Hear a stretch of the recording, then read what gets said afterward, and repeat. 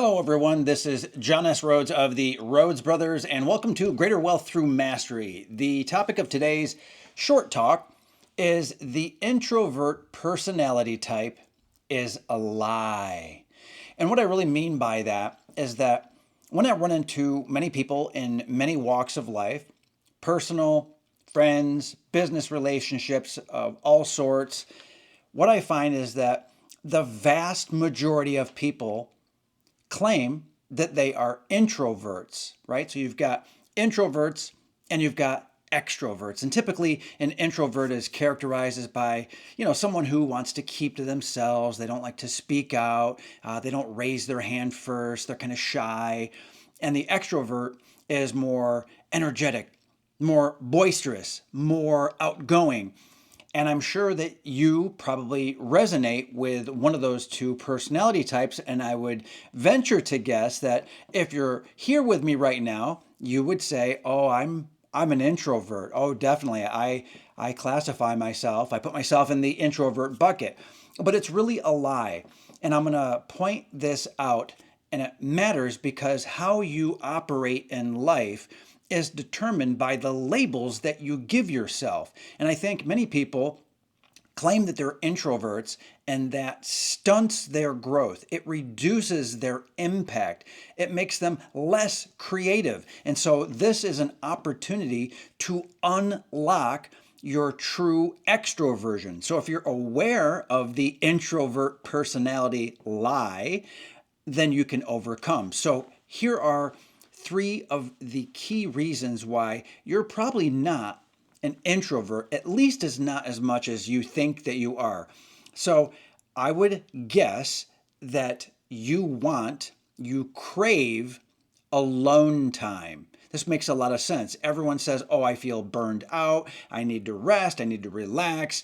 I just need to lay in bed. I need to turn on the TV or go to the movies. I just need to veg out." Many people, in fact, almost everyone, myself included, you want alone time. The question is how much alone time do you really want?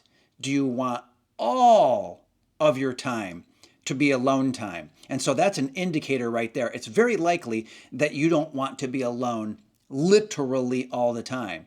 You don't mind going to the store and being around people a little bit. You don't mind spending a little bit of time with friends or family. And really, it might be just one or two other people. It doesn't need to be a giant crowd or a stadium or like a sporting event would be a great example of that. That doesn't mean you crave that.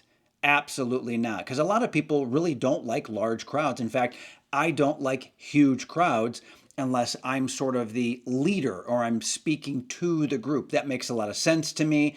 I'm very comfortable public speaking, as you can imagine. Not really a problem. But if it was me in the middle of a giant crowd, I'm not all that comfortable.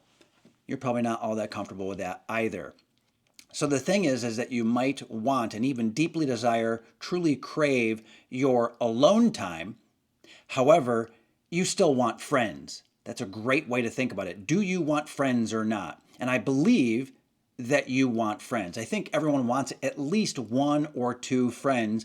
And that's why you might hear people say, "Oh, those lifelong friends, the friends I've had in my entire life." They are treasures. And it's very rare for people to have a large number of close friends over a long period of time. We crave companionship as well. So if you have a spouse or someone who is very close to you, some kind of business partner perhaps, someone you spend a lot of time with, you're not alone. You're with that person. And you might also have family members. You might have kids. You might have parents that you don't mind spending time with. Well, that means you're not a hardcore, "I want to be alone" introvert. Also, and this is critical, just needing a break does not mean that you are introverted. Everyone needs breaks. Everyone needs time off. Everyone needs that R&R, the rest and relaxation. So you still love hanging out, just in smaller crowds. So that's number one.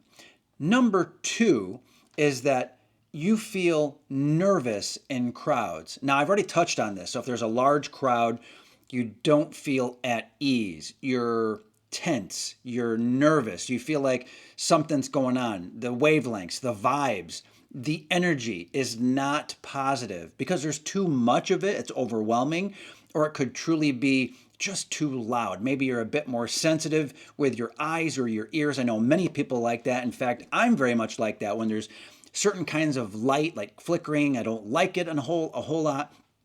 Certain high-pitched noises drive me crazy, and they almost worry me. And there's even great research on how low frequency, which can occur with large crowds, low frequency vibrations can even make you nauseous, can make you sick to your stomach. So it's understandable that you would feel nervous in crowds. But does that make you an introvert? Well, you probably still do well and do even really well, maybe even fantastic. You probably do quite well with one person or in small groups or small crowds.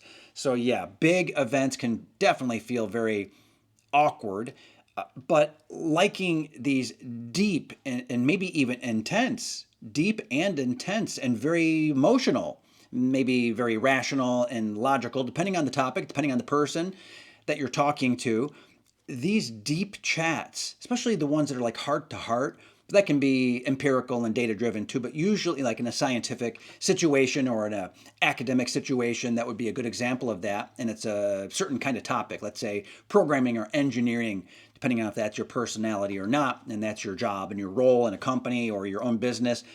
But you probably still do have these heart to heart chats with at least a small number, a few number of people.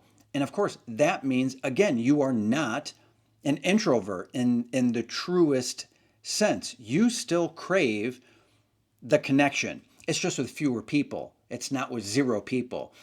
Very few people want to be completely alone and be at peace and have conversations with themselves. You see, people want all of the above, but they want to still have the connection with other people. They want the peace, the tranquility, the easy, letting out the sigh and just taking in nature, for example. But a lot of people like to go, for example, biking or hiking or jogging with other people or even working out with a small number of other people. So it's really the nerves created by the energy of larger crowds. And you probably have a number in your mind like, okay, I can tolerate this number of people, and then it's just too many. It might be as simple as, oh, three's a crowd. But, like, hey, one heart to heart with one friend is perfectly reasonable. You might also say, oh, like, in my team, right? It could be at work, or it could be like a SEAL team, right? A strike force. That might be 7 to 10, 12, 15 guys or women. Could be a, book club kind of thing. Men, women, doesn't matter. I haven't seen much difference. If you want to think about gender, just for a moment as a sidebar, men are more loners, but they still crave the attention. They still crave the belonging. They still crave the discussions, even if it's like, let's face it, some caveman grunts. There's still connection there. And that doesn't, even if there's no talking, no words, in other words, right? Male or female, but especially men, if there aren't many words and just some grunts and maybe throwing back some beer or puffing on a cigar, fine, perfect, right? No problem. That still doesn't make that person an introvert. They're still maybe watching football or a baseball game as an example, maybe on TV, maybe they're live, maybe they got a little bit of money and they're up in the box seat or something. But it doesn't really matter. There's just like a few number of people, and then they're experiencing the whatever, the event, the sporting event. See, it's the same for genders. It's also the same in many cases with the ages of people. So younger children may or may not have a higher or lower tolerance. You might have people that are, a bit more elderly, and they might have a higher or lower need, desire, or rejection of crowds, but they still crave belonging. They still crave the attention. They still crave other humans. We're social animals, is what that comes down to. And number 3 now, very important, is introverts say, I don't like attention. Therefore, I'm an introvert, right? So because I don't want attention, that means, right? It's like a if then. If attention, then I don't like it. But here's the counter argument to that. You might not like attention, but you certainly enjoy recognition. Now there's a difference, right? Attention means like all eyes on you. that's one thing. But if you overhear people in a crowd whispering and talking and saying great things about you and giving you recognition, or you might be in the crowd and someone calls out your name, and you don't have to go to the front necessarily or give a speech. That might be a little bit overwhelming, and you might say, well, I'm introverted about that, but everyone's afraid to a degree of public speaking. But if someone up on stage is going through, let's say, an award ceremony, and they call your name for something that you've done or something that you've accomplished, and then people look at you briefly, it's like, whoa, oh, a little bit of that, but you still like it. You still desire the recognition for what you've contributed, what you've done, and so on. And I think you know that. I think you understand that, and you feel that as well. So shying away from the spotlight doesn't make you introverted. You can't say, I'm introverted because I shy from the spotlight. You just prefer, what you really want in that situation is real, heartfelt appreciation over being that center of attention. Okay, so let's do a quick recap and then one quick thing at the end that's very important. You enjoy alone time, yes, but you still want friends. You feel nervous in crowds, yes, but you do well in small groups, even if they're very, very small. And you don't like attention necessarily, but you certainly like recognition. And what you'll notice in all of these, right? This is the bonus that you've been waiting for.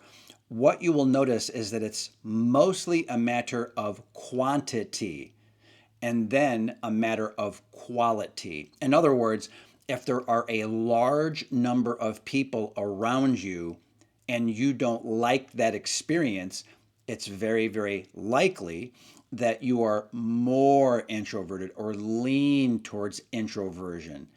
But if you think about the quality of the experience, right? In other words, the friends and the relationship that you have with the people, the fact that it might be sort of a smaller group, but not zero, you're not alone, and then the recognition and the accolades. It's that we're social animals. We crave the connection with other people. So you're not really truly a hardcore introvert, and you can't use that as an excuse anymore if you are a little bit shy, you're a little bit, I want to stay out of the spotlight. You're not truly a hardcore, I want to be alone. The lone wolf introvert is probably not you. Well, I hope you enjoyed that. Please leave a comment below.